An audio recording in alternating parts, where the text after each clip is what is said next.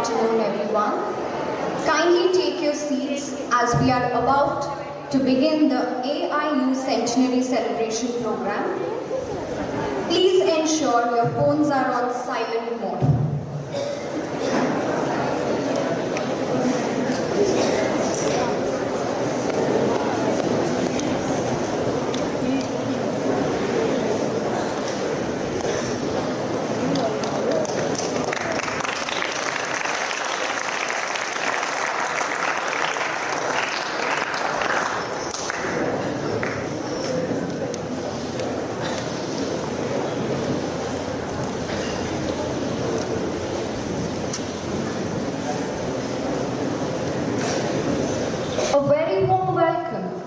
One and all present here. I'm Dr. Maulya K. Apana and I will be your MC for the significant occasion. Today we are gathered here to celebrate a remarkable milestone, 100 years of association of Indian universities, an institution that has played a pivotal role in shaping Indian higher education since its inception in 1925. As a part of IAU's Centenary Lecture Series, today's event is a part of a national initiative involving universities across India with the goal of fostering reflection, collaboration and innovation in education. To commence this auspicious event, let us invoke the divine blessings. I now invite Mr. Chaitanya from Division of Yoga Spirituality to lead us with a short prayer.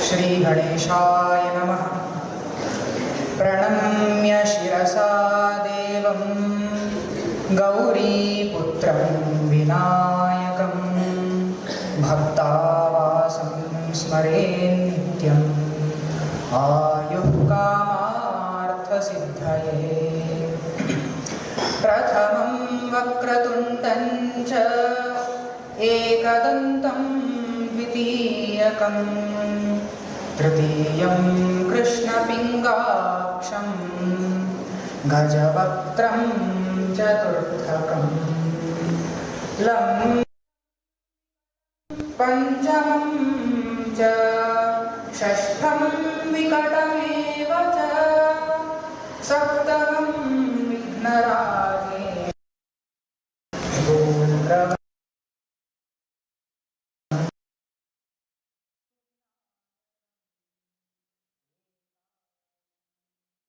Vinayakam Ekadasham Ganapatim Dvadasham Gajanam Dvadashaitani Namani Trisandhyam Yah Pathen Naraha Naja Vighna Bhayam Tasya Sarva Siddhikaram Prabhu Hari. Thank you, Mr. Chaitanya, for that serene start. To formally begin the proceedings, I now invite Professor Sivsankar Sai, our esteemed Pro-Vice Chancellor, to deliver the welcome address.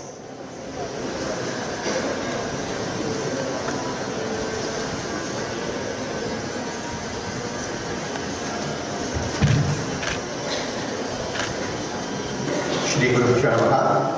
Namaste everyone.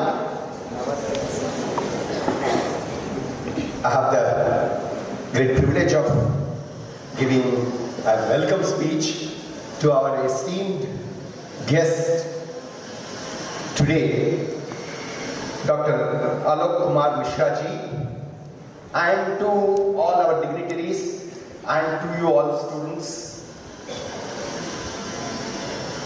As it was mentioned very rightly, we are celebrating the All India University's Centenary Celebrations program, and as a part of that program they have a 100 lecture series on the future of higher education in India. A very relevant topic, because we are going to become Vikasit Bharat by 2047, So how do we prepare ourselves? How do we prepare our students? How do we prepare our citizens for this great, glorious years which are going to be ahead? We are already going through this Amrit Kal, but then how do we prepare ourselves to become better and better as we go along? So as a part of this one, AIU is organizing 100 lecture series on the future of higher education in India, and we are extremely pleased to have Dr. Alok Kumar Mishra ji, who is the Joint Secretary of the Association of Indian Universities, AIU, New Delhi. I'm really very happy to just mention a few words, though we are running short of time, but I would be very happy to mention that he plays a very pivotal role in coordinating more than 1,000 plus universities, vice chancellors and universities across India in shaping the future of Indian higher education. His academic journey is really extraordinary. He holds dual PhDs, one in psychology, mind-body medicine, and another in philosophy. He has pursued postdoctoral programs in AIMS Delhi and LLM from UK, MBA from IIM, and a specialized course in international law at the University of Oxford. This unique interdisciplinary training gives him a perspective that bridges science, management, and philosophy. During his tenure at AIMS Delhi, Dr. Mishra pioneered a 4D brain analysis system called Brainoscope, a revolutionary tool for career guidance and brain behavior analysis. This innovation caught the attention of everyone, including the international recognition, and a feature film National Geographic Channel has made, and he has contributed as a brain behavior analyst in the program called Mega Icons. Through this work, he has analyzed the neurological and psychological traits of the eminent personalities like APJ Abdul Kalam, our former president, His Holiness Dalai Lama, Virat Kohli, Dr. Kiran Bedi, and Kamal Hassan, such as that eminent personalities. His contribution to education, psychology, and neuroscience have earned him numerous honors: Excellence Award in University Allahabad, Bharat Gaurav Sanman in 2018, the Innovative Sciences Award 2017, and many, many more. Due to paucity of time, I would not mention, but we are very, very happy to have Dr. Mishra ji amongst us. And in fact, he was the driving force for making sure that these 100 lecture series goes on all over India in various universities. We also have our keynote speaker today, Dr. Geetanjali, who is the associate professor and also head of the School of Management and Commerce, whose dynamic leadership is taking the management school to a different level. I also welcome our Professor Soni Kumari, our registrar, and also the deputy registrar, Dr. Vasudev, who really tirelessly worked for this to come into existence, this program. And also welcome all the students of S-VYASA University. Sorry that we got delayed because of the traffic in Bangalore. I know the chief just got delayed, but I'm sure we will be more than compensated by the learning which we are going to have. So I request all of you to pay attention, absorb what these eminent speakers have to say and reflect. And because you are the future of India, you are the future of Vikasit Bharat, which you are going to see that in all its glory. So I request you all to pay attention to the words of wisdom which is going to be spoken. Once again, a warm welcome to Mishra ji and all of you. Thank you. Thank you, sir, for setting the tone for today's event. Now we move on to the highlight of today's program, a keynote lecture by Dr. Geetanjali P., Associate Professor and Head of Department of Management and Commerce, S-VYASA deemed to be University. Today, she'll be speaking on the very timely and thought-provoking topic, education for a self-reliant India from Swadeshi roots to global leadership. Let us listen, reflect, and engage with the ideas that will be shared. Over to you, ma'am.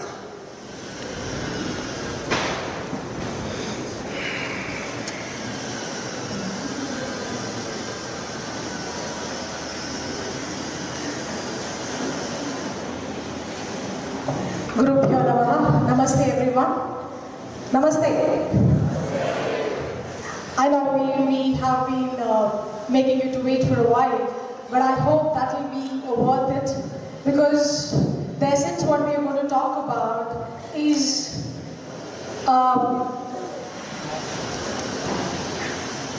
from Swadeshi roots to global leadership. Can we not identify all these people on the screen? Do we not? Ratan Tata ji, Infosys Narayan Murthy, Azim Prem ji, Amul, the owner of Patanjali and the Mahindra. Who are these people?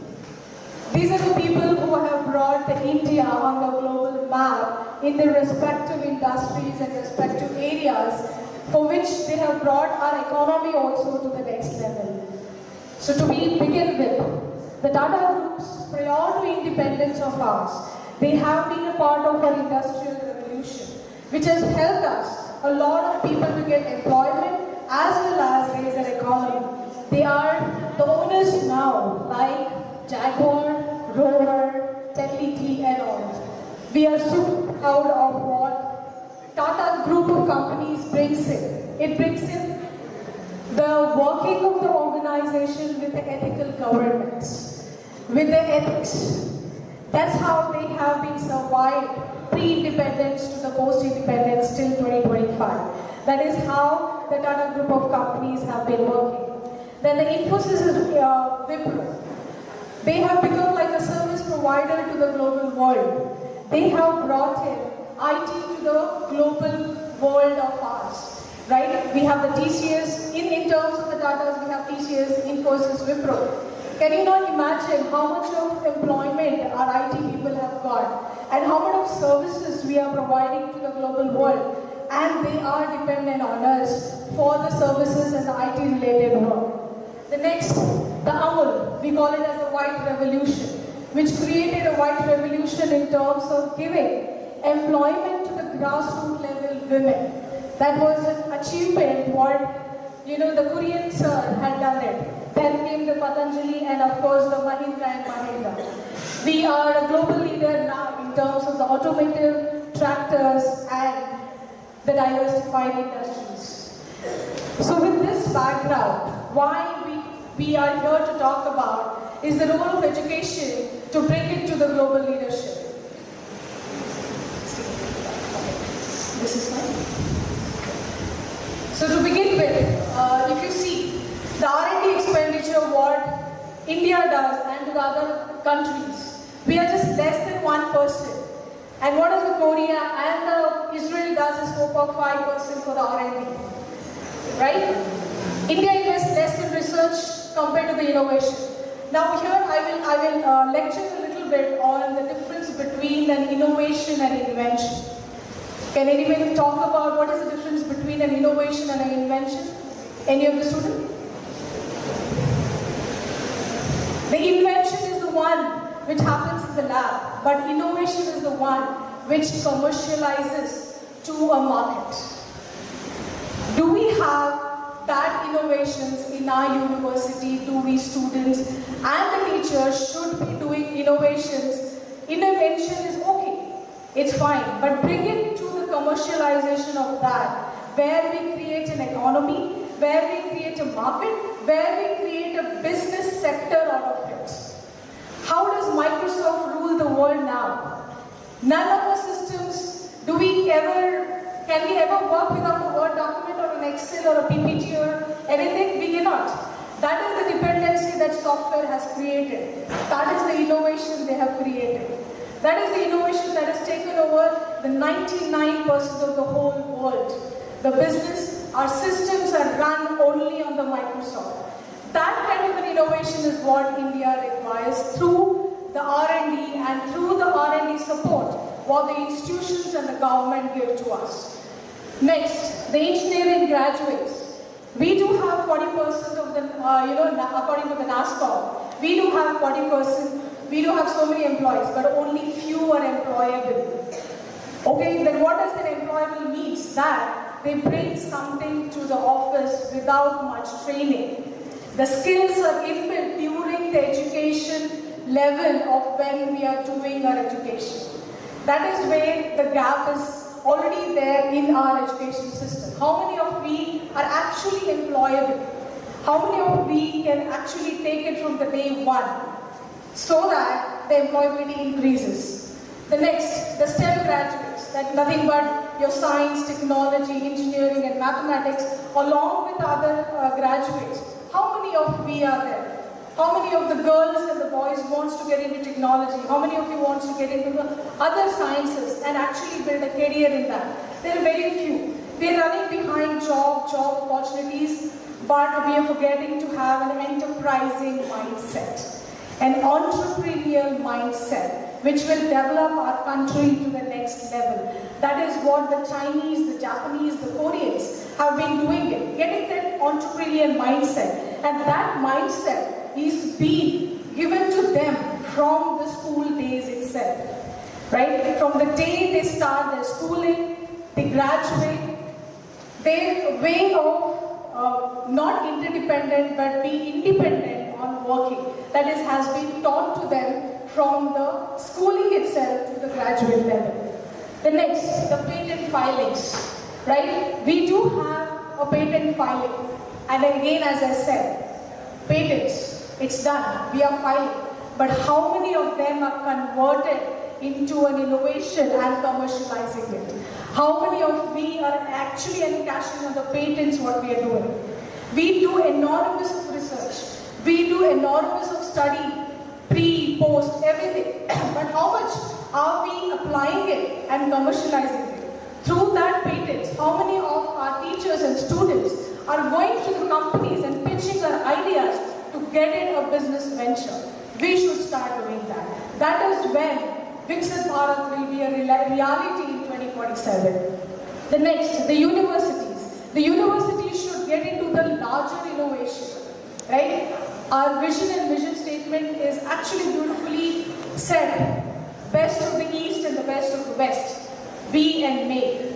We should combine, we should co-create, we should coexist and develop so that we become independent and we become one of the world leaders as well as the other countries are doing through their patents, through their research. And we shall not be dependent on other countries for the softwares. Why don't we develop our own softwares and they dependently on us? That is where the India should move on. Then you are the last point. We have a huge population, the strength, the youth. Vivekananda ji always said, India will only grow when the youth grow.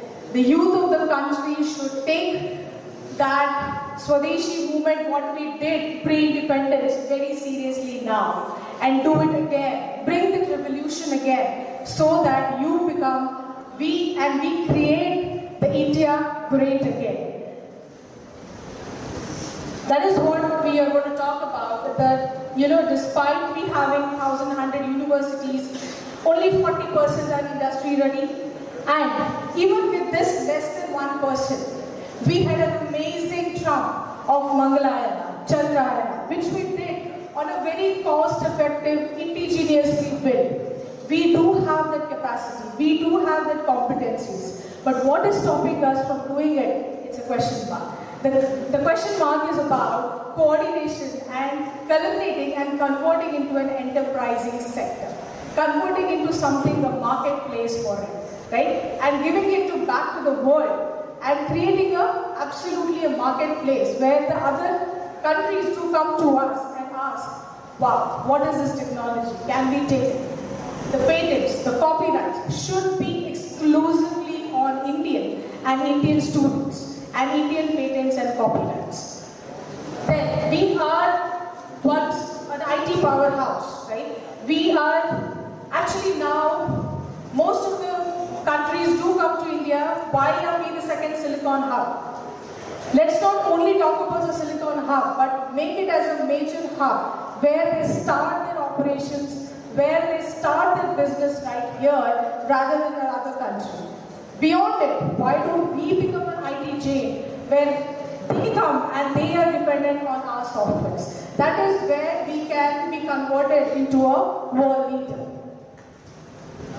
Now with this, I will start with a small story of a pre-independence and the post-independence. This is Miss Devi Sharma. In 1947, she held a piece of cloth which was khadi, and she was super inspired by this, saying that this is being done in my land and through my people. I am so proud of this cloth called khadi. And she took it forward and created a revolution to revive the soul of India's material through the traditional textiles. So she started with the production of the khadi, going to the different villages and actually giving them the employability of it. Now, Devi Sharma was not an MBA graduate. Devi Sharma was not an engineering graduate. But then, the feeling of patriotism, the feeling of bringing proudness to the country and making our country Atmanirbhar is the solution to it. So she did it. So then she created a khadi movement called as ROEs. That is one of the top brand which is there in the Paris now. How did it all begin? We'll just look at the stories. So she went to all the villages, empowered the villages and started manufacturing and production of those textiles. Moving ahead, she was being mocked, she was being loved. Technology is moving ahead. You're still in that hand woven. You will not grow. This will not grow. Khadi will not be there on the global map. Big giants love that. Now digital thing is also taking over. But we are so very much forward than any other country. When in 1990s, the first internet and the Gmail came to India, post that, we have been one of the fastest adoption country ever for the internet usage and the technology. So then she was mocked about it, but the ROE dream, the brand, she dared to dream about it and she took it forward. Moving forward, her granddaughter, Miss Anjali, took it forward and said, through her knowledge, through the education what she got, she was an MBA graduate. She said, I will create it, I will commercialize it. I will take it to the global platform. I will take khadi to the next level. And that is where she clearly worked for it. And then she looked into all the modernization techniques, the innovation, ergonomics. So for example, the machine what they use for khadi weaving and everything. She said, I will a little bit use technology but not losing the essence of hand woven. So she tried for it and it converted and she started manufacturing it in a global level. And then few of the years back, khadi went to the Paris fashion show. That is how she brought khadi to the global level. And khadi has been a word which is associated of being an India, being an Indianness. That is how, from Devi Sharma to Miss Anjali, the khadi went to a global leader. A small piece of cloth, but that piece of cloth is an essence of our Swadeshi movement. That small khadi word is the essence of patriotism. That's the essence of oneness. When pre-independence without education, Devi Sharma could do it. Why not we, with so much of tools and technology in our hand, why can't we bring and make and create a larger picture for our Indian market? So Miss Anjali took this khadi to a next level, calling it as an ethical luxury for the global stage. Moving ahead, she once always said that our success is always grassrooted. She said, when our villages grow, we grow. When our village kids and all our kids get educated at the root level, we will grow. That is how we should reach. The education should reach each and every nook and corner of our country for us to be successful in this global world and bring ourselves to the global leadership. Later with this, she got a lot of endorsements. You've seen the page 3, right? Whenever the celebrity comes, they ask, what are you wearing today? So ROE became the brand. And the celebrities started telling, I am putting on an Indian brand called ROE, which is khadi. Proudly, many celebrities started endorsing this and it has gone to the global level. So what does this story tell about? A woman? No, it talks about the India. It talks about the Indian essence, it talks about the Indian capacity and the competencies what we have and how to take it forward. This was one of the small stories. Like this, we have seen multiple stories like Rukaya Begum, Savitri Bai Phule, Radhakrishnan Pillai sir, Abdul Kalam ji, Dr. Ambedkar sir, who have created a platform for us to grow and grow the higher education in our country. They have done their job well, but are we capable of that torch bearer? Are we taking it forward in the right direction? Should we? And we should. The next, I always remember this statement from Gandhiji stating that we are an agri country, we are a rural-based country, and we will grow only when our rural India grows. That is how I think the present government started with connecting with the roads, right? We are so connected with the roads now, even the Flipkart and Amazon goes to the rural India. That's amazing. That's how the government is trying to connect. Now the roads, through roads, the education also should connect. Through roads, the innovation should connect. Through roads, the teachers should get into the classrooms and motivate to bring in innovation out of these classrooms. We call it as a Jugaad revolution or a frugal engineering. We have seen a girl in Kerala who has done a washing machine through cycle. Done, that's an invention. But how are we going to create a commercialization model for her? How are we going to sell those cycles? How are we going to get employment for that invention? That is where it lies. It's not about only the innovations, it's not about only the inventions, but how are we going to convert that into a business market? How are we going to convert that into something where it will create a market in the economy and create an employability? That's very important. So never criticize even the smallest of the ideas. And this is to the students and to the teachers as well. Never ever say that your idea is wrong. One of the best ideas were first called as foolish, but later they were one of the best ideas. So one of the statements given by Steve Jobs, stay hungry, stay foolish. You have to be foolish to the criticism. You have to be foolish to what people talk about, that this idea is not going to work out. Even to the teachers, please do listen to your students. Every question counts, every idea counts. You never know, you could be the partner in that idea. That is what IIT Madras does.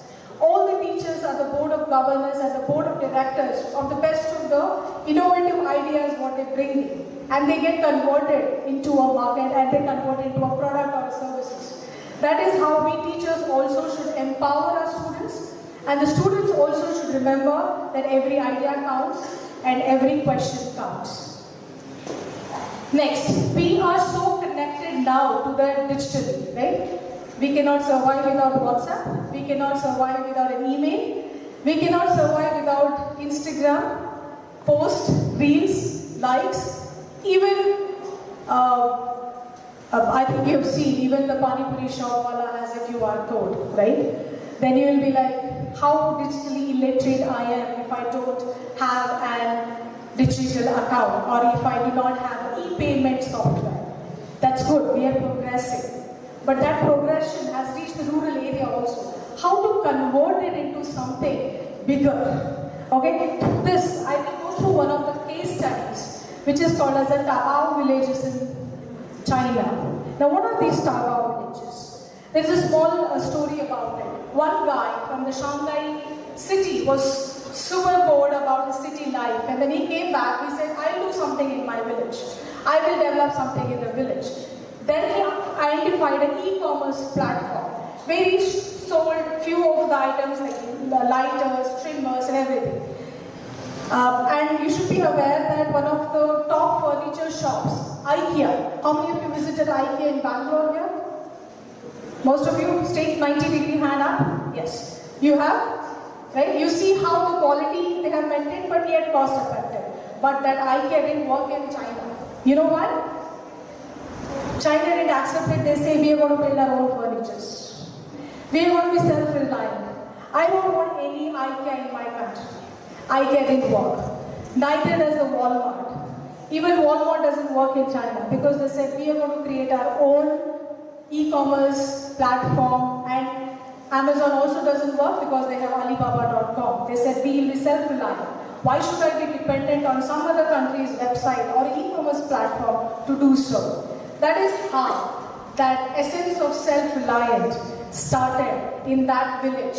So the villagers started selling small things in those e-commerce platforms, and they were called as the Tabao villages. Amazing model. Villagers cluster together, see what are they going to sell on the e-commerce, and they sell it in that platform, and they earn a lot of profit out of it. It's not that it is not profitable. They earn a lot of profit out of it, and they are self-reliant. Why don't we do that in India? Why don't we connect our rural countries through the digital platforms and create our own e-commerce? In that terms, in textile, I think there is one website called as GoCom that is doing that job.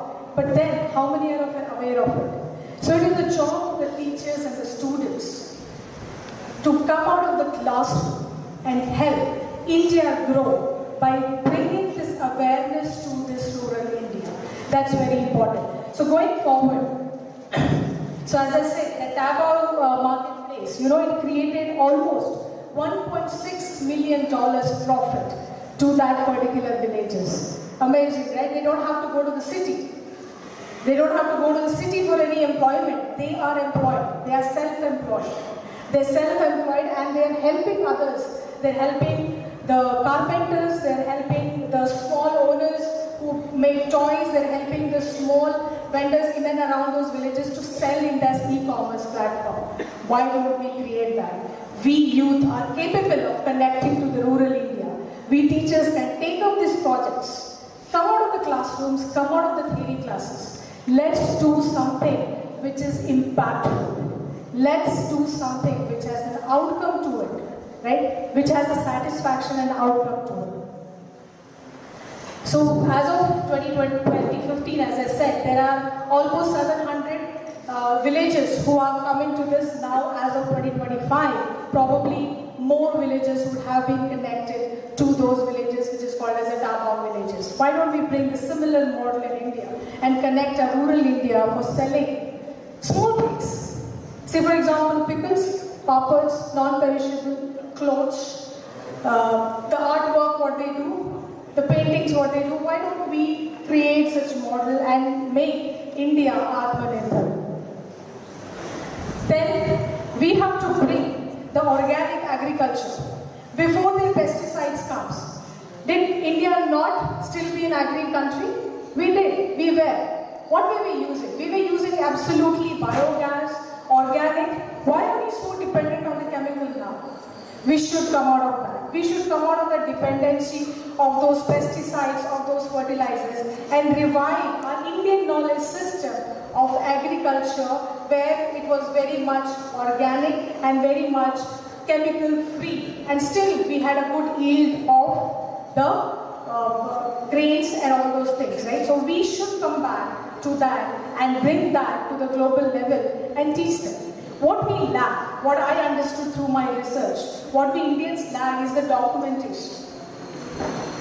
Right? The villagers didn't know how to read or write, but they knew the process. They knew the systems. What was lacking is somebody to help them to record it, somebody to help them to write it and document it.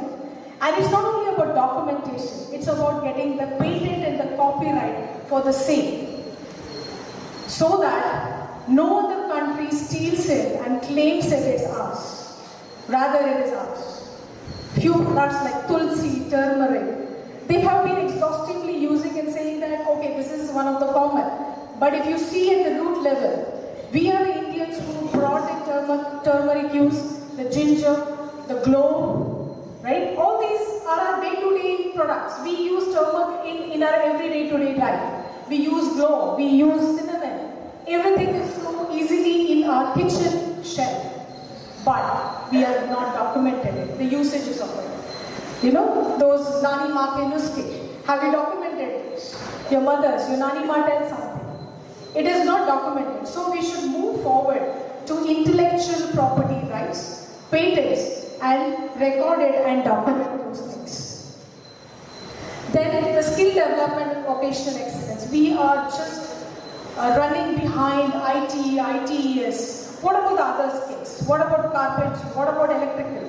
What about a few of the other services which our society requires? That is where other countries focus. We should build in vocational courses to get into the employment of this. I think few years ago, Government of India started BVOC, Bachelor of Vocational Courses, which was amazing, which was into automotive repair, which was into train repairs, which was into electrical, which was into carpentry. That created a lot of employability. We should also look into few of the courses, development of these courses, which will help us in development and giving employment in the society. Then, what is the major power of us? This campus, what we are experiencing now, the soft power, the power of yoga, the power of integrative medicine, the power of Ayurveda, the power of naturopathy, which none of the other countries will ever have in the next 200 or 250 years, but we do have. So why don't we encash on that soft power? Okay, we lack what I call as the enterprising mindset. Let's be entrepreneurial. Okay, it's okay to give to the world, but let's become more enterprising and be little bit on creating a business model out of the cultural diversity, the soft powers in terms of, as I discussed, yoga, Ayurveda, naturopathy, some of the other medicines what we have. Why don't we convert that into something and then create a better marketplace for the same? So before I end, so this is an urge to both the students, the youth and the teachers. Let's coexist and co-create. Nowadays the students have the data which is very easily available everywhere. They don't require you as a teacher to tell you how to use that data. How to convert that data into something which is useful. Because you all have the YouTubes. You need not come to my classroom or any other professor's classroom to learn. But why you come to the classrooms is what the teacher can bring and ignite the minds. Ignite the minds of the youth.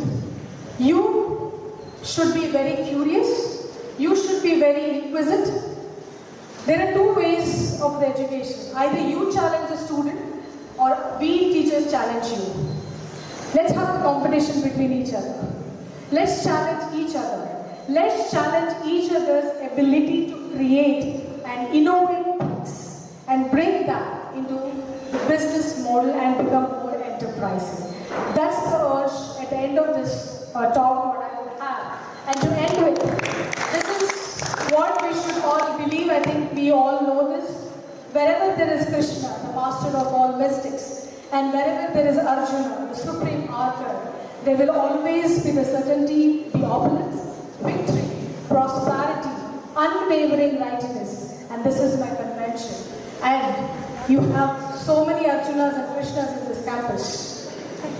Please take the guidance of those two faculties and the faculty members who believe in the philosophy of yoga and yoga karma. Okay? With this, thank you so much, students and ladies and gentlemen. I really thank you for this opportunity. I thank the teachers and the guides for giving me this opportunity and putting across my thoughts on higher education. For a minute, probably I'll be open to the Q&A if there is any questions from your end.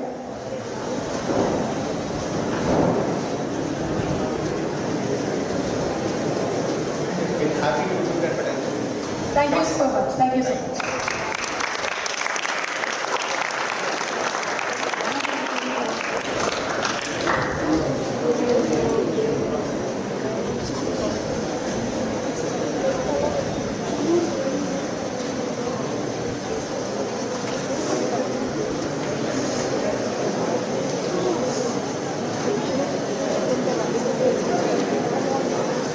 Thank you, ma'am, for that enlightening and deeply insightful lecture. Your words have not only enlightened us, but also enriched the discourse of education for self-reliant India. And that is honoring our heritage, engaging with the present challenges, and charting a course for the future of Indian education. I now request all the dignitaries to honor Dr. Geetanjali.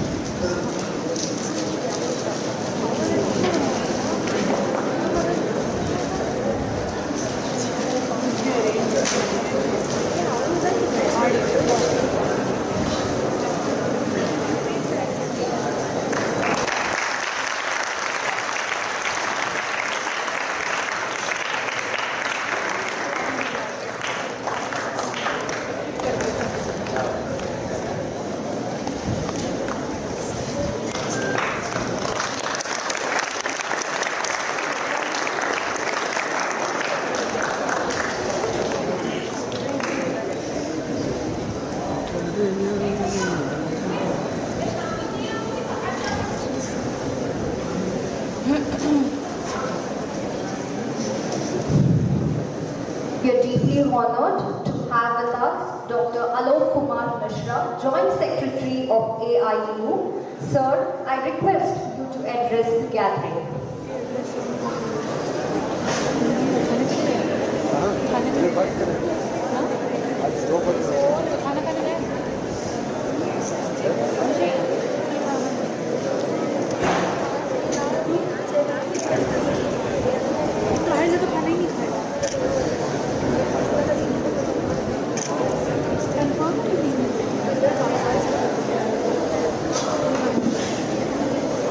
Very good morning.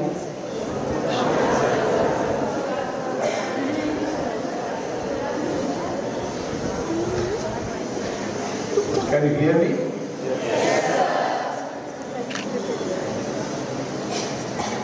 So, you all are very lucky to the student of S-VYASA.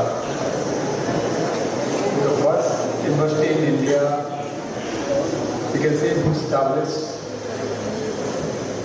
yoga as a subject in the universities. So,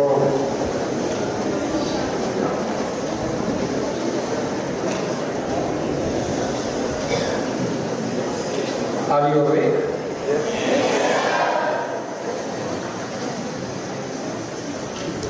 You know that this is so important that one dog is also here who is listening. He is very sincere. But you know, he is really very obedient. If you can watch, the backside is sitting. And yeah, it is great. So very important thing that one of the human mind only can receive the knowledge. You can train the dog, but it's very difficult to really grab the knowledge, wisdom. The teaching is not a training, it's meant for the wisdom. Am I right? So it's the person who's in India is highly respected and regarded as to Honorable H. Nagendraji, that's who's the most, the wisdomful person who's has a great wisdom.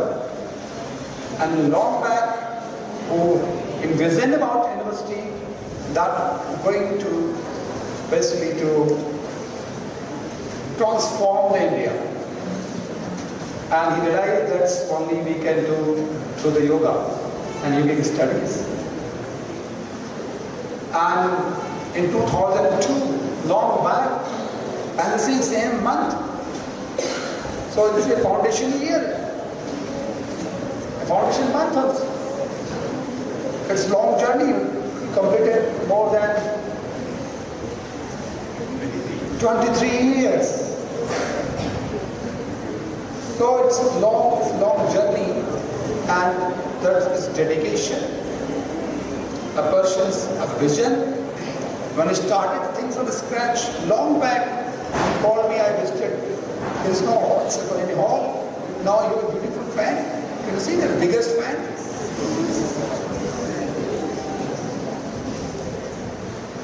We are lucky that to really a person who have vision and you get a chance to inclusion in the department, in this university.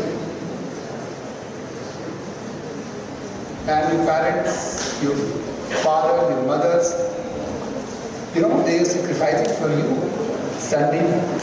they send here to, even though they sacrifice, they fulfill your desires. They're not only just to pay your fee only, but you know, they have a feeling with you. When you do the best, they feel high. So, nowadays is Devi Durga. This auspicious week is whole 9 days going on. So all of the girls here, that is a special namaskar. You all are Devi. And here also. So, first of all, as I mentioned that we are lucky to be here. To part of S-VYASA. And Honorable Naginji, who is not here but is ready to give respect for him. And the personality is a learning that in life you have to have vision. You have to proud on your culture. You have to proud on your things. So this is self-reliance bar. It's very beautiful lecture delivered by the madam.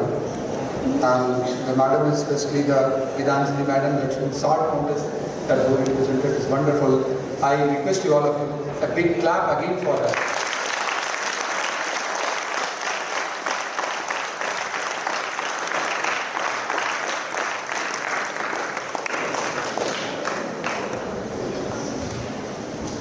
You know how many people are in the world who are unable to clap, only one arms? When you say the clap for him, you immediately clap. But in the world, more than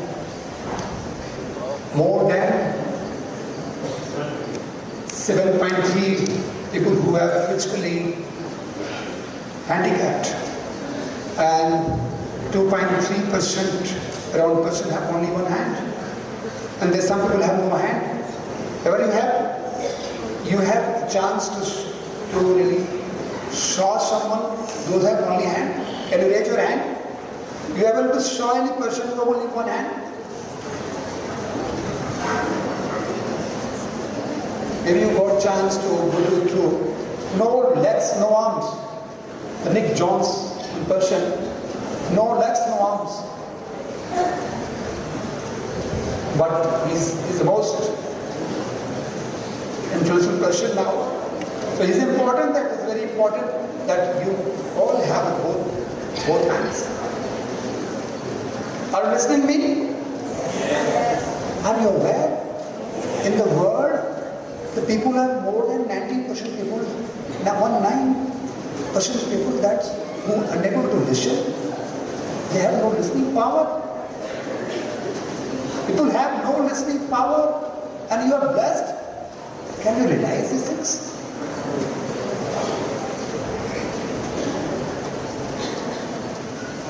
And people after listening unable to understand that call intellectual disabled. That called intellectual disabled. Are anyone here? Or anyone get a chance to show someone who have no understanding power? The children is a cerebral palsy, unable to understand something, unable to listen something, unable to speak something. We are blessed. Thanks to parents and foreparents did good deeds there. these things are not granted. We have to realize that our fathers, our mothers, our forefathers, recently we passed this, it's called Pitra Paksh. Yeah? We pay the respect of our ancestors because they did some good things, so we are healthy, we are fit. This is not simple thing. Are you getting? So thanks to your parents and thanks to your forefathers, and close your eyes and with the kind heart, that's, oh my father, oh my mother, oh my grandfathers, you did good things, so I'm healthy, I can see, I can understand. Give a big clap for your forefathers.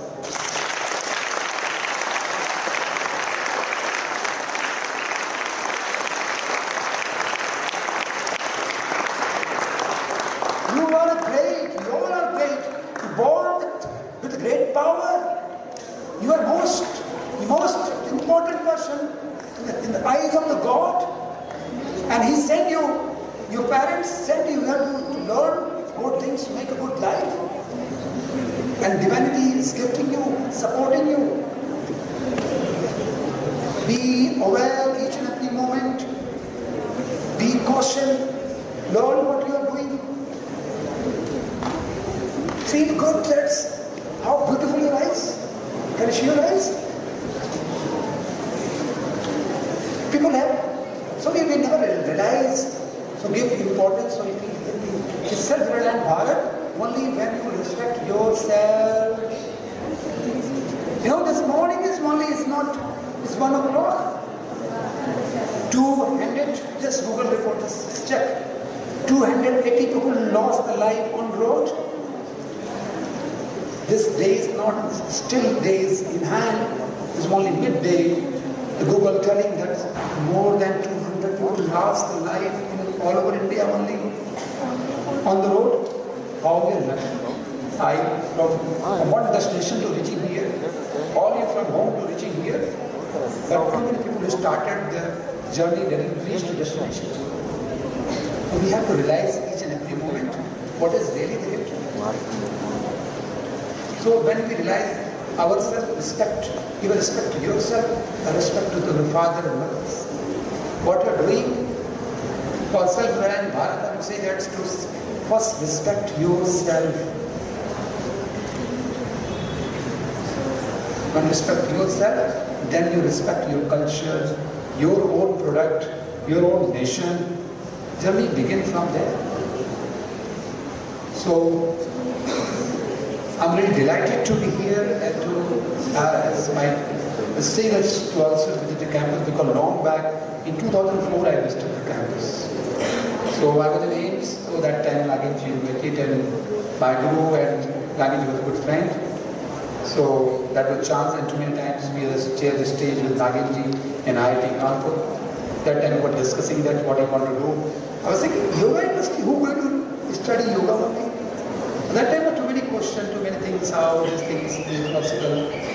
But anyhow, with dedication, with devotion and determination, is proven it. So big clap for your founder. Great man.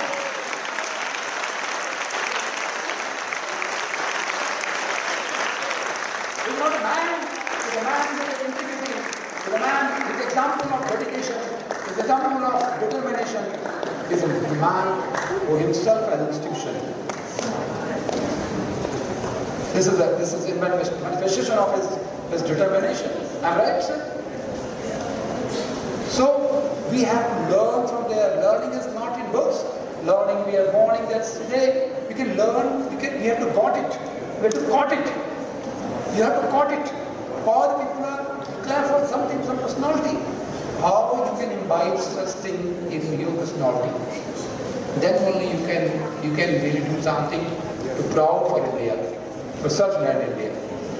Anyhow, I'm not here to really speak some, but I'm here to just really to you to decide the session. Some other time I will come separately and to really would like to talk to everyone to meet everyone, to discuss in detail what is the importance of life and how we go. But I'm really very impressed, very humbly. I'm delighted to be here. That is Madam's sister, also Dr. R. Madam was sitting here, just Madam left. So it's my Imam, and at the same time, our pro-vice chancellor was Shu. His name itself Shu. Shu Shankar Science Shop. The big clap for Shu Shankar Shop.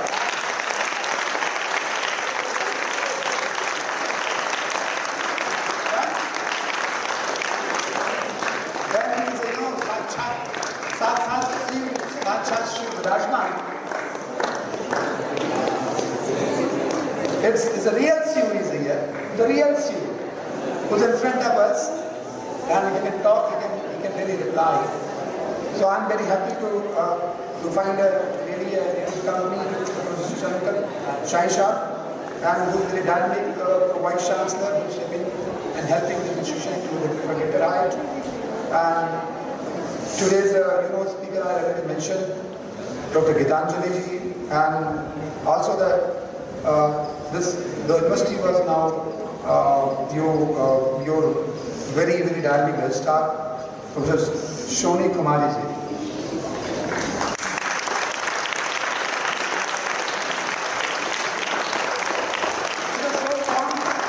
From very this fall, this is the thing going on in our short notice. She was very prompt. At 11 o'clock when she responded me, I was hesitant to basically being a lady to call late night to say something. But she was at home and she was replying, she was in touch with this. But really, you are amazing. She looked very simple, but she do extraordinary work.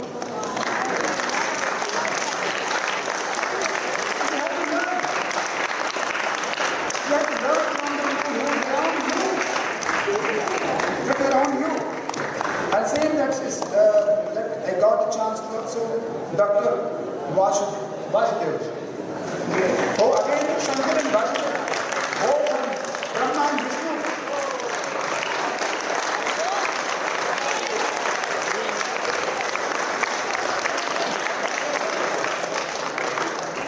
What's coincidence? You have Brahma and Vishnu together.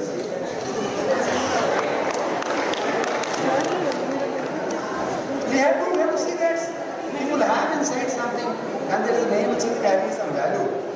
And his name also is Vidya.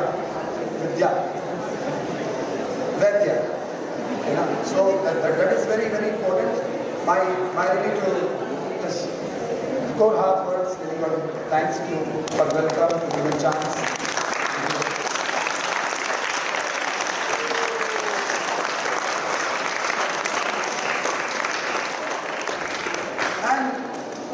Very beginning, that is the one who really, I think the students who really the S-VYASA, Dr. Molly.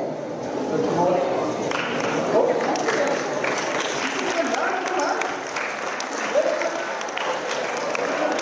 Very good announcer, very great education, very good phonetics. She introduced and that way, that's with her. You all have to learn from around that way. Everything is that is very, I would like to thanks to each and everyone that who were part of this event, and the media team and the people who and behind us working controlling. So without that, this lecture is also broadcast, that is around the nation also. So keep in mind that every clap reaching to the cloud, and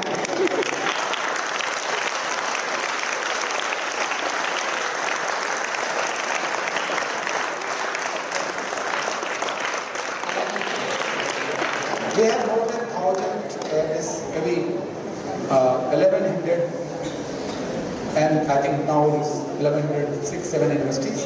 So 1,106 universities around, and this your clap which you hear, this program is being live, and it's also recorded. and at any time we will watch.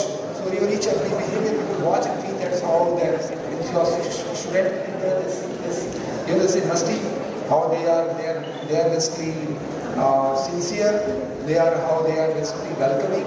Each and everything matters. And beyond that, the divinity is observing you, how you are taking each and every word. All the time you will record of the words. This camera will record for time being, but that camera is recording it for every moment.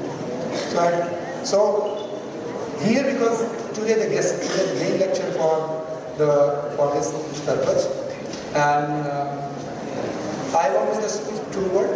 We have a limited time. How much time we have? 5 minutes? 10 minutes? Yeah.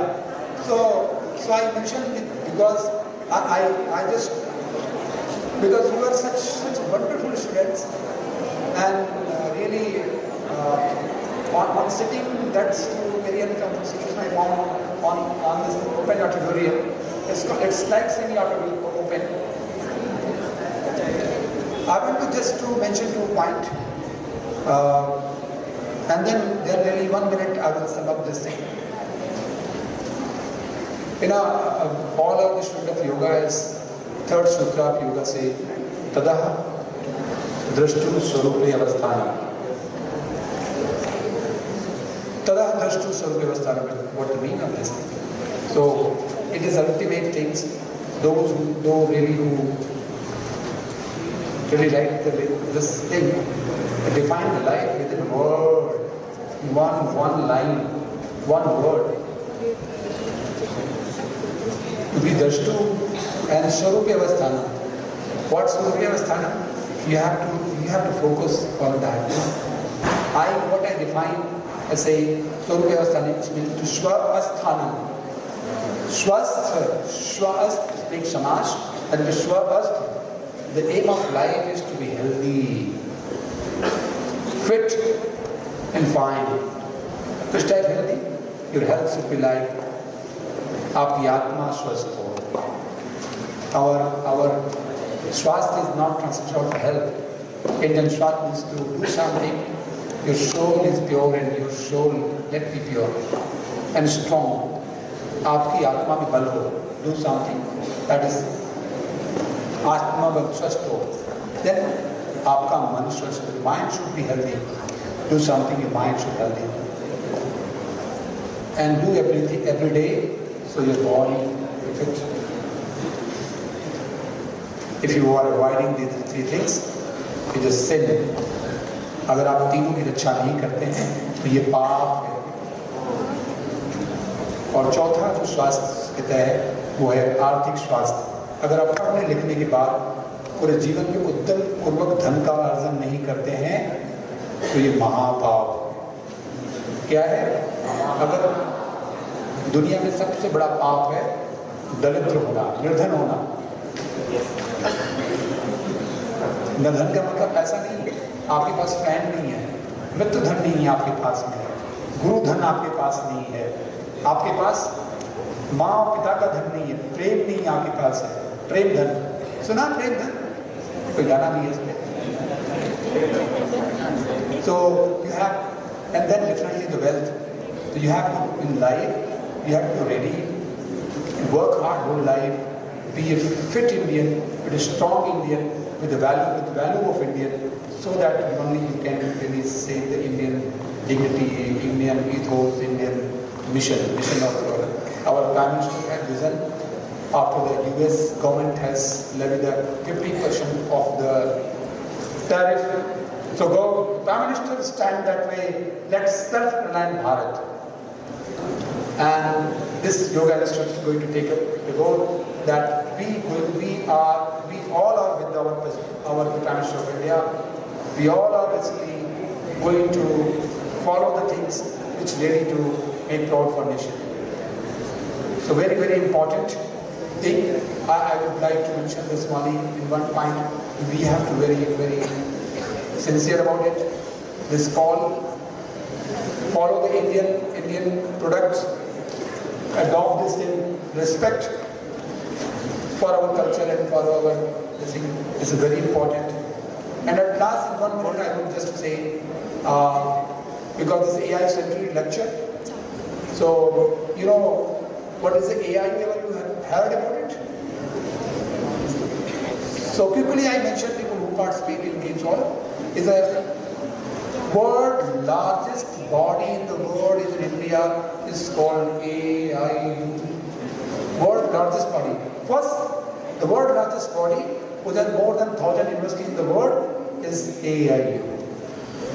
And second oldest body in the world is earlier was called Inter-University Board of India, and that was established by Circular Commission. That time was the government of India, that is Circular Commission. The commissioner recommended to establish a body to resolve the issues between the universities, and then and there Lord S-VYASA called a meeting in Simla in 1924. So it is going 100 years, completing 100 years. So this is a centenary lecture, so that century is on 100 year, 100 lectures. But in between the Prime Minister's call for Self-Reliant Bharat, so we turned whole theme for Self-Reliant Bharat. So beautifully you today delivered the lecture. So here we should know that is established in 1925, long back. So 1924 government of the India then and there. They call a meeting of all vice chancellor, that time only 14 universities, and Mysore University, Bombay University, Calcutta University, and other part of university there, AIU also they come up, Allahabad was there. So they call a meeting at Inter-University Board of India to decide all issues according to student and the teaching, selection procedures, nomenclatures, like earlier for the lecturer now is called assistant professor, who decide is called professor. Who decide is to be reader, who decide how should exams will be.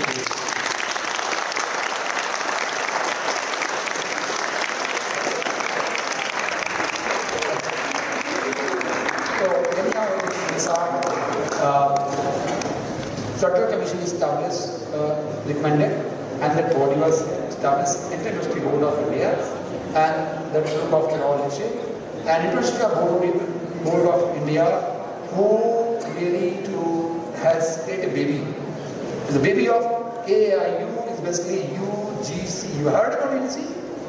So he born one baby in 1956. His name was UGC. So that time the President of India,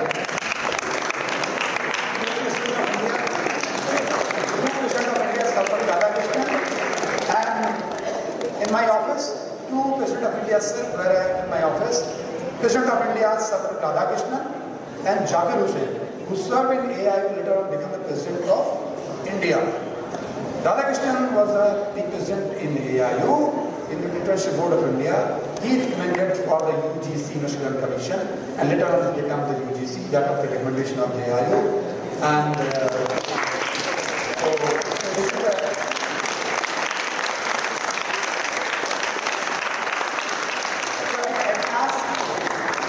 to conclude this thing, AIU is basically, then its name was Inter-University Board in India. United Nations established a body in the world, it's called International Association of Universities, IAU. So aligned with the IAU, in India the name was changed. It's not a Teachers Association. Inter-University Board of India, work for the World Affairs. It's internal. So you know the UGC because different all regulations come, but behind all the planning, futures planning, policy discussions on the platform of AIU, and that was finally submitted to the Parliament and to ministers.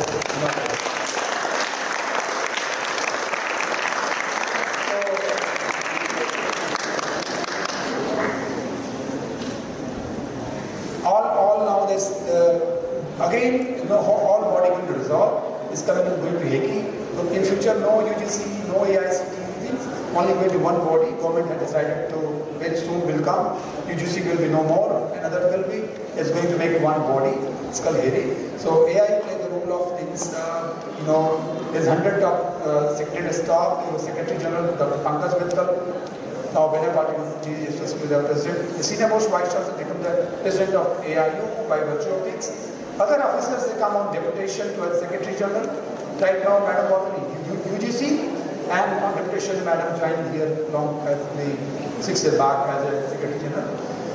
and there is an additional secretary like Mamta Agarwal is secretary, and there is a joint secretary and other staff in downline. So I was just to mention the structure you should know. And AIU work for as a faculty development program is the there's a development program for vice chancellors. So conduct 5 zonal meetings in the country, 5 zonal for vice chancellors, and 1 annual meetings where all vice chancellors come together, decide the matters, what issues going on, and that goes to the to the parliament, and the report goes there. And beyond that is the AIU sports event. Very soon is the women's yoga thing is going to happen here. So AIU sports when they participate, then get the benefit of reservation on job. When you participate in AIU competition and the rank, then you got a special benefit in a job. And also there is a research animation program. There is also the youth festivals. So. And beyond that, you all are all aware about that is used to do the foreign equivalents. If any degree was issued by the abroad, that used to by given for last 100 years by AIU. But because now HECI is going to establish, now the AIU is transferring the knowledge to the UGC and coming body. So just since in short, because I already stated, because we have a limited time, so some can do a research.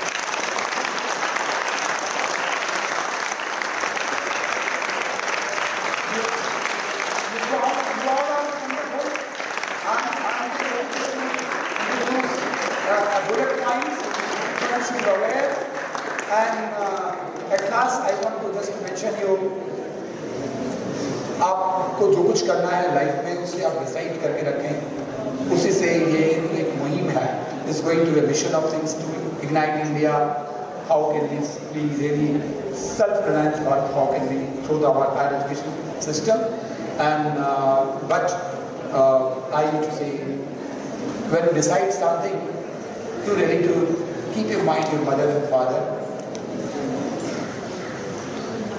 Don't really let them down ever in life. Do something so that they feel proud. Only these small things very.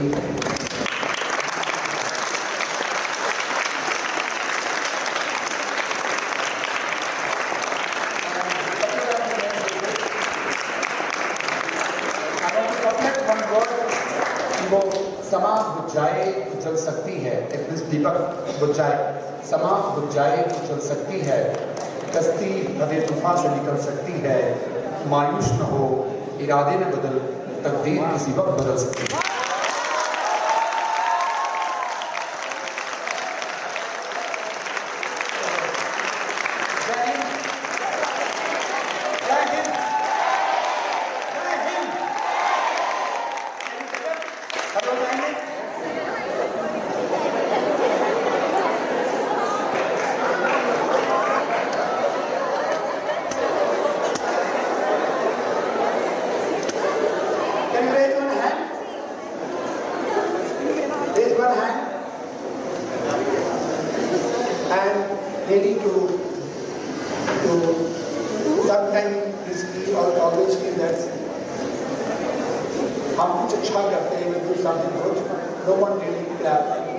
आज आपने बहुत अच्छा काम किया है बहुत गंभीरता से सुना है इसलिए आप सबको शाबाशी दें बहुत अच्छा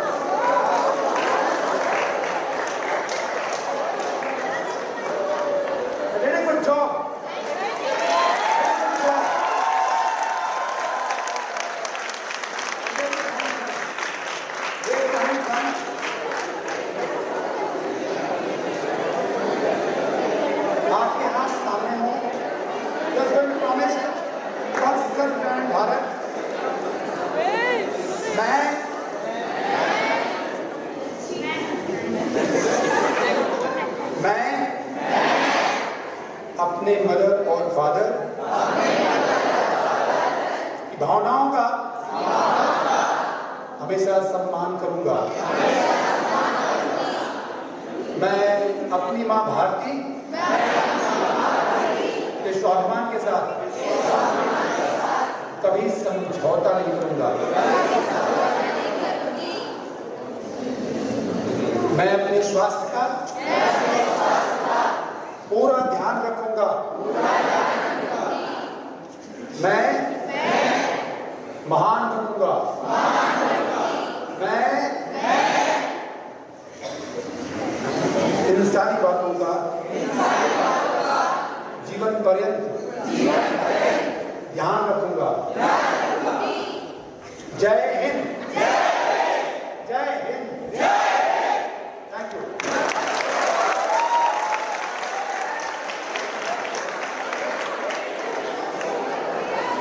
Thank you, sir, for sharing your valuable words.